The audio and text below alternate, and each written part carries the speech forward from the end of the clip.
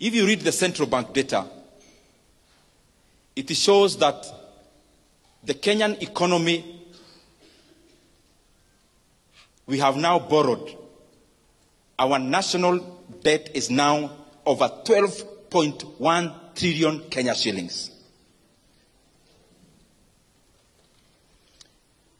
For the last 3 years, our country has borrowed in excess of 3.5 trillion Kenya shillings. So I would want to request all of us as the leadership, and especially those who have the opportunity to make decisions in the executive. Let us serve our country with dedication. And let us not seek to give good narratives out there when the Kenyan economy is actually being teared down or torn down. We have borrowed over 3.5 trillion Kenya shillings in 3 years. President Kibaki borrowed 1.2 trillion in the entire 10 years he was president. And therefore we have borrowed 3 times in 3 years. We have borrowed 3 times what Kibaki borrowed in 10 years. That's the money Kenya has borrowed in the last 3 years alone. 3 times what Kibaki borrowed in 10 years. And in that money I have not included other debts that Kenya has now become clever to borrow in the name of something called securitization. I have not mentioned even that. It therefore means the economy of Kenya is borrowing 100 billion every month. And every single day, when the lights go off, every day, every single day, Kenya is borrowing 3.4 billion every day. That we are borrowing in a minute. You can do the calculations and see. In an hour, maybe we are borrowing around 137 every 1 hour. I'm saying this because we are now headed to the elections. And what governments do, they focus more on re-election, and we forget that we have a country to lead after the elections. And what that means is that every time we are nearing elections, we start having something called fiscal expansion.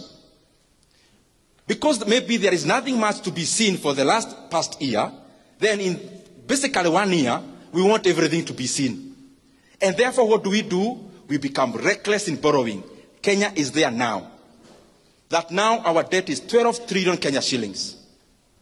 I want to request that we do not have to put our country in that kind of pedestal in terms of borrowing. Kenya has always had development for the many years, but we never had to borrow that much.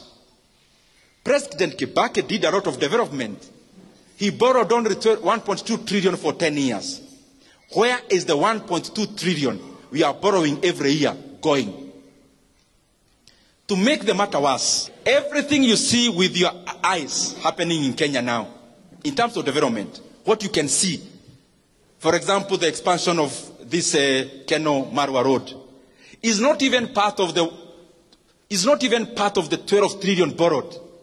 Is another column on the side called fuel levy securitization.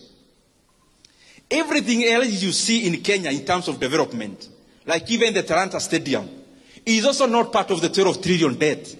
That is another debt, securitization of the sports fund, where we borrowed 46 billion and will be paying 100 billion in interest rate alone after 15 years.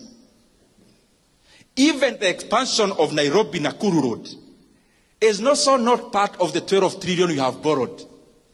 That is NSSF money being used as a PPP to build that road. I request those who are in government, you have already borrowed 1.2 trillion every year. And even what we can see with our eyes is actually not part of that borrowing. Please, kueni na huruma ya nchi ya Kenya. Even as we preside over the affairs of our country, let us be, tujue kwa akili zetu ya kwamba, there is Kenya after elections.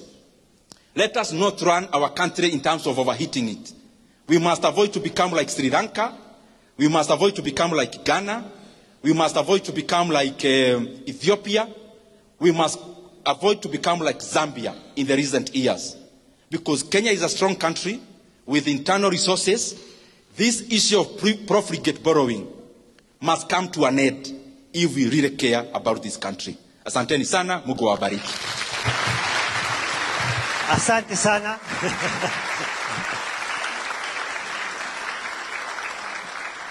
I'll kindly request Bwana Mheshimiwa to come back. Did Nyoro come back on stage here? I would like to present you something.